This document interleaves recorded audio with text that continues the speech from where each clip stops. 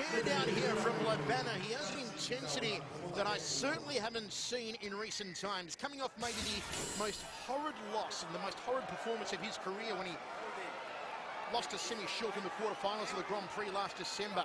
Was finished in just 1 minute and 27 seconds by a rampaging Semi Schultz.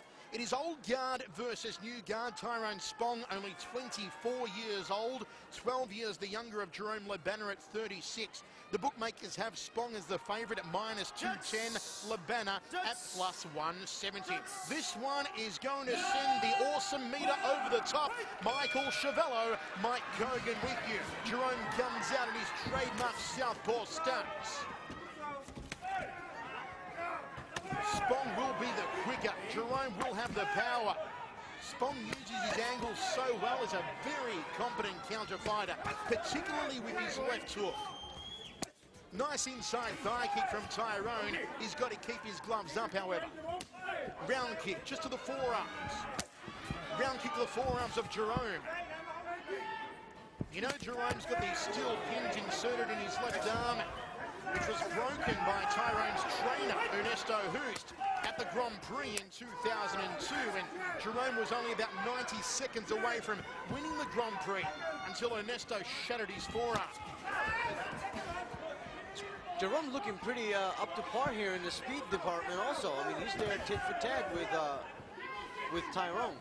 He ate a nice right hand to that very banged up nose of Jerome Labana. Interesting to see what Labana brings here tonight with the great Tom Harrington in his corner. Tom Harrington, the man who first took Peter Earth to the K1 Grand Prix title in 1994, took Branko Sikatic to the first ever K1 title in 1993, and Branko is in the house here tonight at the Yokohama Arena. Good front kick off the lead leg from Tyrone. Step up knee to the midsection from Tyrone Spong. Oh, and he just ate a short right hand there from Labana. Spong dropped for the first time, and he looks a little rattled here. Has Jerome got his knockout power back? 3 knockdowns in 1 round and it's all over. Still a long way to go here. 1 minute 10 in the first round. And Jerome is hunting down Tyrone Spong. Throws the lead hand. Labana is an interesting fighter. He fights as a left-handed fighter, though naturally he is right-handed. So he's got just as much power in his right hand as he does in his left. And he's got a lot of power. Very, very rare indeed. In both of his hands. Has also turned to pro boxing recently. A second-round KO of Ladislav Kovacic in November last year, taking his pro boxing record to 6-0 with 5 knockouts. And he's looking to knock out Tyrone Spong here. Spong's got to get off the ropes. And he does. This is not a good first round for Tyrone Spong. Under half a minute remaining here. Spong not using his footwork, not moving. Oh, Jerome just tees off at him, rips to the body and up to the head. Looking for another knockdown here as Labana. Oh, doing the chicken dance is Tyrone Spong, but he gets out of trouble. Has Labana got 1 big shot left in the final 10 seconds? It has been utter dominance from the Frenchman from Le Havre in the Normandy region. And that's how the round will end. It's going to be a 10-8 to JLB. Wow. I mean, this is completely...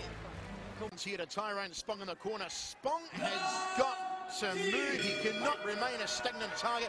Look at the ferocity of Jerome. I have not seen such intensity on JLB for a long, long time. He said he'd lost the ability to frighten himself and frighten opponents. I tell you what, he was scary in that first round. Look at the counter there from Jerome off the round kicks of Tyrone. Now, I believe what Ernesto has said to Tyrone as Tyrone takes a shot to the junk.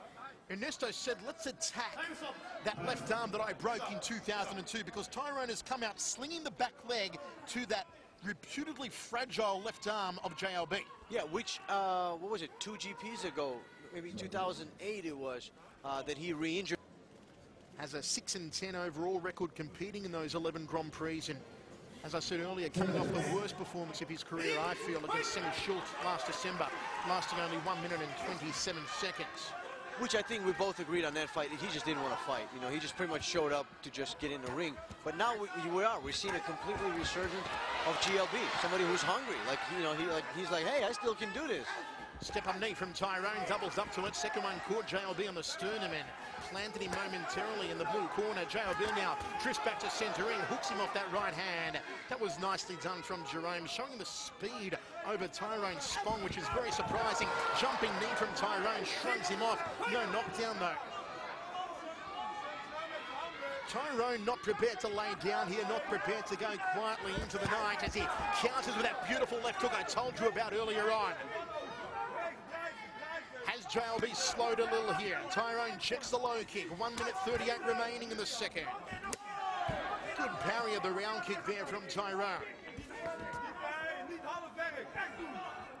Tyrone's going to keep his lead foot on the inside of JLB's lead foot to give him that jab against the southpaw. He also wants to throw the right hand down the tube, which is public enemy #1 of the southpaw fighter. And he wants to drift off to his left, not to his right, or else he's drifting into the left hand of JLB. You see JLB steps across, cuts off the ring, trying to draw Tyrone into that left hand. That left hand has given Jerome an 81% knockout ratio, one of the highest knockout ratios of any fighter in K1 history. 44, 19 and 2, 29 knockouts he brings in tonight, JLB. Good round kick there from Tyrone off the back leg and just scoops out the round kick return from JLB. It's been a bit around here for Tyrone Spong, no doubt about it. He slams another round kick to the rib cage, fires through with a straight left hand, steps through knee, belly button through the back, both men in the center of the ring. A better round for Tyrone for sure, but still a strong showing here from Jerome Lebanon. I mean, he's not showing any signs of fatigue or slowing down, though his body's starting to get pretty battered. We can see it here much better live than you guys can see it in your monitors, but still no signs of slowing down. I mean, GLB is just... Round kick to the forearms there from Spong. End of the second round, we go to the towels. How do you see it, Mike? I actually see that as the first ever K1 Grand Prix champion, Brenko Sikatic, in the corner of JLB. Michael Chevello, Mike Kogan with you ringside. Good high right round kick, trying to loop the shin around the back of the neck there from Spong, then goes to the upper left rib cage, the badly banged up carcass of JLB. Step through knee from Tyrone. He likes to step through knee. He's going to be careful not to open up the guard because Jerome will try and thread through that nice jab that he has, that very powerful jab. A lot of people said this could be the show-stealer fight of the night, and certainly it has been an absolute corker so far. Unbelievable fight. I mean, like I said, I really expected the much slower and older Jerome kind of chasing Tyrone the whole 3 rounds, and Tyrone taking an easy decision. Instead, we're seeing a very, very competitive fight that now Tyrone is coming from behind and trying to win. And you can feel the do-or-die attitude here from Tyrone Spong here in the 3rd round. Ooh, nice high kick from Tyrone. He saw the minuscule opening, and luckily Lebanon was just able to ride it with his angles. Throws off the right hand. My word, Ernesto Hus is going to burst a blood vessel over in the corner of Tyrone Spong. He is screaming instructions. Tyrone, they want him to get a little more aggressive and not just play a counter-fighting game here in the 3rd and final. They feel that Jerome is visibly slowed down as he eats a knee to the jawline. Halfway through this 3rd stanza. There's the step through knee. Momentarily had Jerome bent back but couldn't capitalize here, Tyrone Spong. And Jerome peppering with the jab. Is Tyrone going to the well one time too many though, Mike, with that step through knee? He needs to get his output out, and he needs to try those step through knees. Because that seemed to be the only thing that phased Jerome. There's a step through knee to the midsection. What he needs to do after the knee though is come over the top with a curling right hand, not just throw the one knee. That's right, exactly. That's what I mean. You know, he just needs to increase the output here at this point. He doesn't have much time. 48 seconds left. Leg kick from Jerome. And Jerome is exhausted. Jerome is maybe a spent force here as he takes a left hook from Tyrone, but it had less weight behind it than Lindsay Lohan. Throws another left hook. There's a step through knee, but where are the hands to follow through? That's what I'm talking about. A left hook to the jawline of JLB. 25 seconds remaining. Can Tyrone do a Winona and steal it?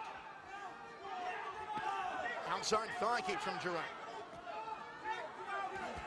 I mean, he's definitely won this round, but did he win it 10-8? No, of course not. Liver shot from Spong.